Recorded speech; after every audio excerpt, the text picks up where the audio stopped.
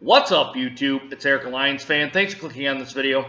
Today, guys, it's going to be a weekend ramble. I haven't done this in quite a while. I think it's been about a month, maybe a little over a month since I've done this. This is kind of something that I do that I kind of think is interesting. You may not think it's interesting. Just go there on the sidebar there and click on another one of my videos, my beer reviews, my Detroit Tigers post-game, and my Detroit Lions post-game thoughts and whatnot. So this is kind of just, my format here is not really anything. I usually talk about sports. I usually try to get something newsworthy in, but today I've got two items I'm going to talk about, and then we'll kind of get to the sports.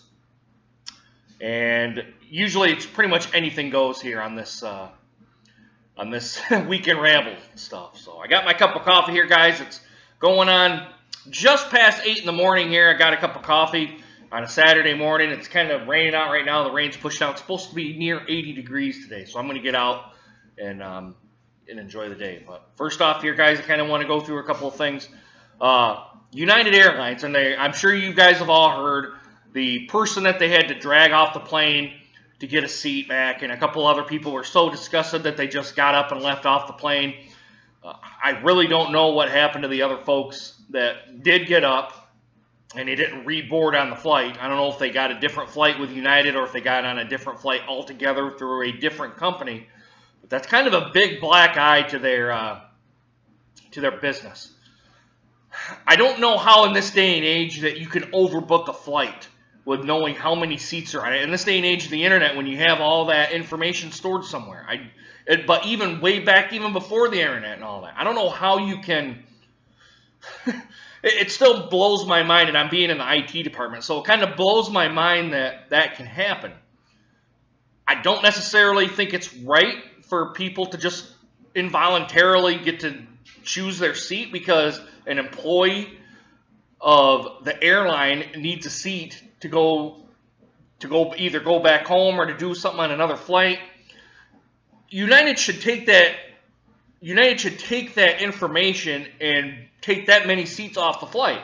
If you're going to do that, that just seems, not only does it not seem fair, but it seems like the common sense thing to do. But you guys know with businesses, common sense goes right out the window with these sort of things. So I'm pretty hitting United, not very hard like some other people have, but it's just stupid in this day and age to do that. Now, if I might not have done the same thing, but I would have said, I'm not giving up my seat. You're going to have to find somebody else. I would have told them that, and then if I would have, that's just me. And now I'm a big guy, so it would have taken 2 or 3 of them to get me off the plane. So. And I'm only saying that jokingly too here, guys, but I usually try not to create a stir or anything like that, but that kind of this thing here kind of pisses me off here a little bit. And if other airlines do it, like Delta, American Airlines, JetBlue, Alaskan Airlines, any of those other ones, I just won't fly. I'll just drive.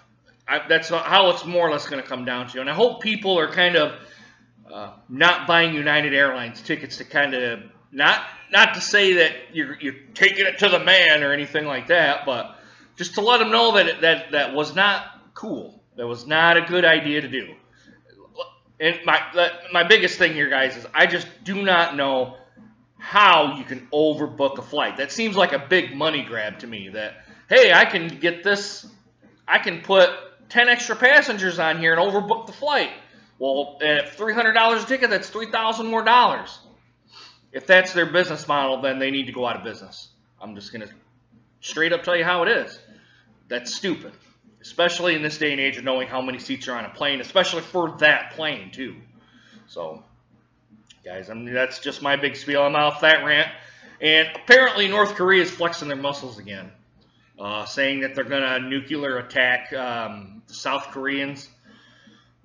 We've heard all this before. And it's been that Kim Jong-il's cried wolf so many times. I don't know if he's really willing to send a nuclear missile over there, or even just a non-nuclear missile over there. That's kind of how I feel about it. Now, he very well may be. It's just that he kind of seems to talk the talk, but he never walks the walk.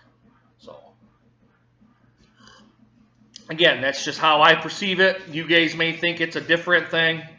You guys may think that, hey, he's just buying his time, trying to do a calculated move. That very well could be too, but he's like I said, he's just cried wolf way too many times for this sort of stuff to happen. So I think it's probably another bluff on his part. It's like, hey guys, we're still over here, kind of doing one of those things, waving his hands so he can be recognized, kind of thing. That's kind of how I perceive it.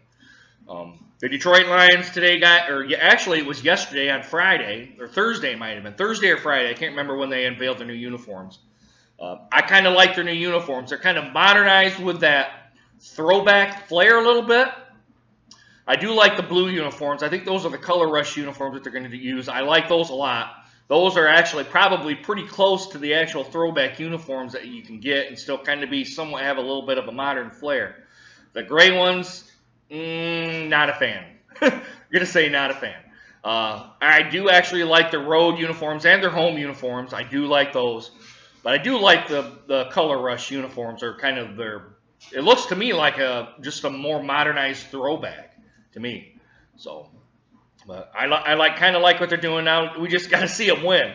And when you guys know, being a Lions fan, it's one of those things where it's hard to swallow being a Lions fan. So, guys, last night too, and I'm going to wrap it up here with the Tigers. We're going on almost 6.5 minutes here.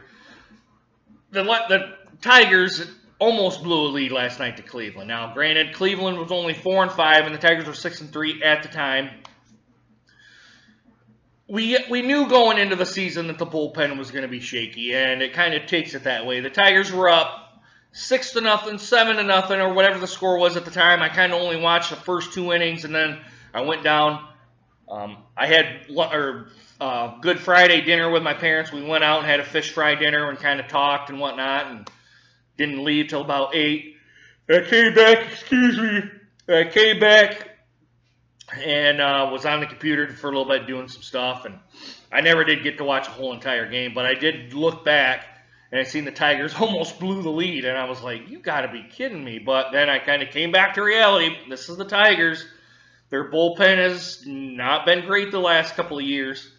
So, but I think that's going to be how it is until the team decides to rebuild. The bullpen is just going to be very shaky at best in the bullpen.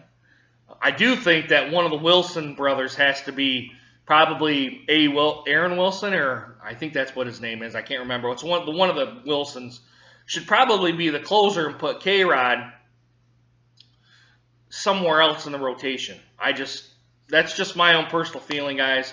Brad Ausmus has said they want to find a reliever that can do multiple innings. Well, throw somebody out there, and if he does well, put him back out there for the next inning. That's how you know what's going on. You just don't tell him, hey, you're only relegated to 1 inning. No. If he's pitching well in the first inning, you put him back out there for the next inning. And if he does well again, you put him back out there for the next inning. It's just with the pitcher stuff and how all this stuff kind of goes out. It's stupid. If you're riding the wave, you put the guy out there that can ride the wave, and when he starts screwing up, then you put the next guy in. So, I mean, I'm no manager, but that just seems to be the most common sense thing to do. So, as you guys know, my beard's getting a little gray here. I can actually see it doing this weekend ramble here. I'm probably going to shave my beard, save my mustache, go clean shaven for a little bit, because I don't like having a beard when it's hot. It's just, to me, I just don't like it. I feel like it traps heat in, and that's just more or less I don't like having one in the summer. So probably the next time you see me, probably not my Saturday night beer reviews, because I got one uploaded right now. It's just scheduled to go here. I think it's scheduled at 6 o'clock, and I might do one again here because I got more beer in the fridge to do. This one's scheduled for next one, but for Monday, it's going to be Malt Liquor Monday. We're going to do a live stream of that. I got a couple of people who are going to want to join with that, so it's kind of going to be kind of some beer collaborations with a couple other folks. So I hope you guys tune in for that. And I really don't have anything else to say here, guys. We're going on almost 10 minutes. I'm surprised it went this long. Yeah, today is going to be a day where I'm just going to be probably outside a good portion of the day, and I'm going to shut my furnace off and just open the windows, and hopefully it's warm and a nice day, and the sun's trying to peek out. I see it here and there. So Guys, let me know what you guys think of this video. Go ahead and put it down in the comments, and also do a like, subscribe as well. And as always, guys, I hope you guys enjoy this video, and I hope to see you guys again soon. I hope I'm doing a little bit more weekend rambles, guys. All right? Deuces. Take care, everybody.